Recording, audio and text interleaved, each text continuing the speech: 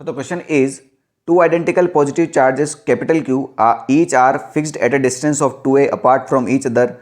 Another point charge Q0 with mass m is placed at midpoint between two fixed charges. For a small displacement along the line joining the fixed charges, the charges Q0 execute SHM. The time period of oscillation of charge Q0 will be. तो बहुत ही simple question है, मतलब थोड़ा derivation है। बहुत सारे बच्चे तो इसका आंसर भी रट लेते हैं। देखो, दो चार्ज के बीच में SHM ऐसे भी होता है और ऐसे भी होता है। आपको ये वाला क्वेश्चन दिया गया है, सिंपल सी बात है, ठीक है। अब समझिए बात को कि आपको दो चार्ज दिए हैं, एक कैपिटल Q चार्ज है और एक कैपिटल Q चार्ज है।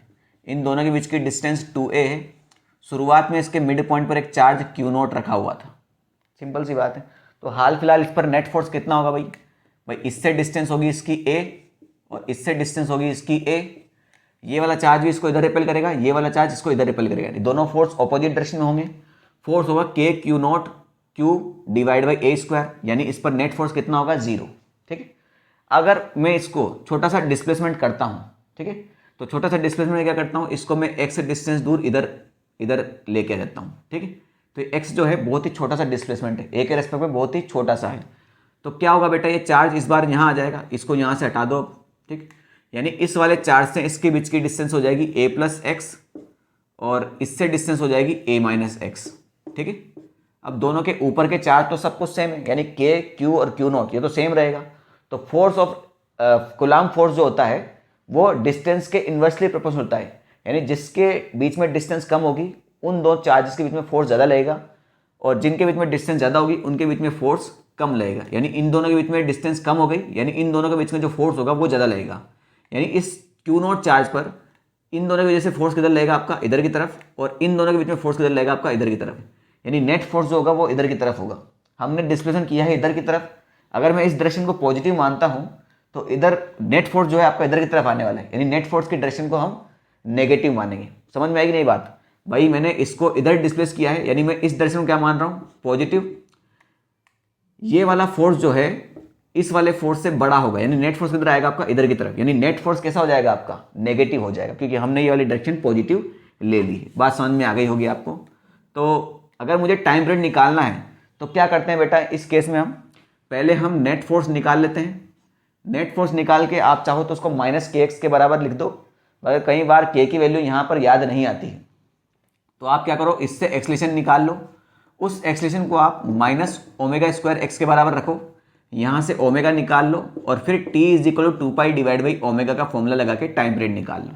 ये कुछ स्टेप्स होती है, तो इसलिए थोड़ा लेंदी होता है, कोई बड़ी बात नहीं है। तो पहले तो हम नेट फोर्स निकाल लेते हैं। तो हमें पता है नेट फोर्स तो नेगेटिव होगा, तो नेगेटिव पहले लगा देते हैं, ठीक है।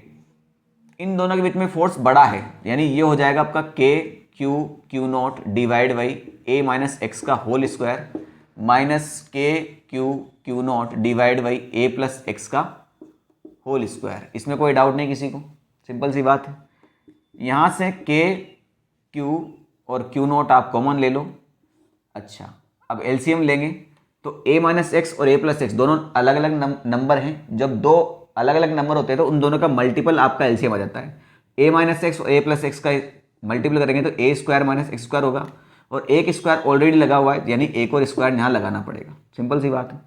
इस नंबर में इसका डिवाइड करोगे तो ये आएगा, यानी ये ऊपर आ जाएगा आपका a प्लस एक्स का होल स्क्वायर, माइनस इस नंबर में इसका डिवाइड करोगे तो ये आएगा, यानी a माइनस एक्स का होल स्क्वायर, ठीक है। तो ये हो जाएगा आपका माइनस k q Q0। हमें पता है जो हमने डिस्प्लेसमेंट किया है वो बहुत ही छोटा डिस्प्लेसमेंट है, यानी जो आपका x है वो a के रेस्पेक्ट में बहुत छोटा है। तो अगर मेरे पास कहीं a square plus x square आ रहा है या a square minus x square आ रहा है तो उसको मैं लगभग a स्क्वायर के बराबर ही लिखूंगा, सिंपल सी बात है। तो यहाँ पर एक्स स्क्वायर को भैया खत्म कर दो, a स्क्वायर ही लिखेंगे तो a का पावर 4 हो जाएगा, ठीक है। तो नीचे कितना हो जाएगा आपका a का पावर 4। इसको ओपन करो भैया, तो a square plus x square plus 2ax minus a square plus x square minus 2ax, ठीक है।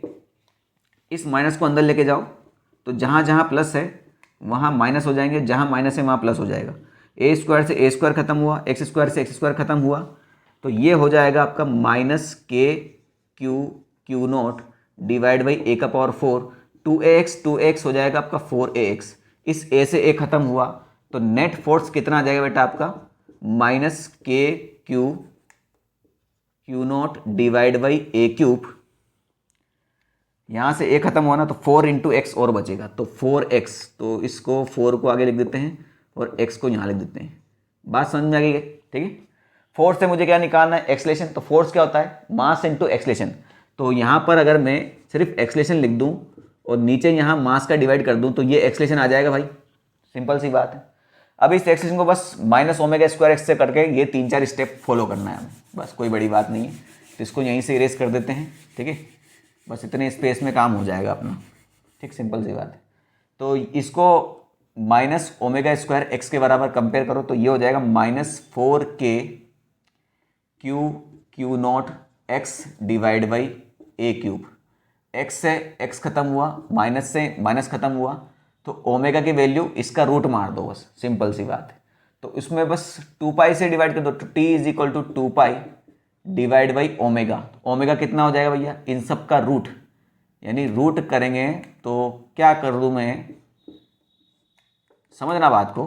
2 पाई डिवाइड बाई ओमेगा लिखना है, ओमेगा की वैल्यू इन सब का रूट है, ये ओमेगा की वैल्यू कितनी हो जाएगी आपकी? ओमेगा हो जाएगा इसका रूट। तो अगर मैं 2 पाई डिवाइड बाई ओमेगा कर रहा हूँ तो मैं इसको उल्टा करके मल्टीप्लाई कर दूँ ना, तो a cube divide by 4k q not, simple सी बात है। अब सब कुछ सीन जो है रूट के अंदर ही है, तो इसको रूट के अंदर लेके जाओ तो ये हो जाएगा 4 pi square A cube divide by 4q not, ये रूट के अंदर है। अब यहाँ पर एप्सिलॉन नॉट सब है, तो k की जगह क्या कर दो आप? 1/4 पाई एप्सिलॉन लिख दो। तो k तो नीचे था, तो 1 और 4 पाई एप्सिलॉन आपका यहाँ आ जाएगा। तो 4 से 4 खत्म हुआ और तो कुछ जा नहीं रहा, तो t इज इक्वल टू कितना आ जाएगा? आपको अरेंज करके लिख दो भैया, जिस फॉर्म में लिखा हो यहाँ पर 4 pi cube epsilon not a cube divide by q not. तो 4 पाई क्यूब एप्सिलॉन नॉट, अच्छा मास तो लिखा ही नहीं भैया हमने, मास तो भूल ही गए। एक्सलेशन किसके बराबर था हमारा? ओमेगा स्क्वायर एक्स के बराबर लिखना था, तो यहाँ पर मास भी आएगा, तो यहाँ पर हमारा मास भी आएगा, यहाँ पर भी मास आएगा, तो यहाँ पर भी हमारा मास आएगा। तो 4 pi cube epsilon not m a cube divide by q not. तो option number a is the correct answer, ठीक है।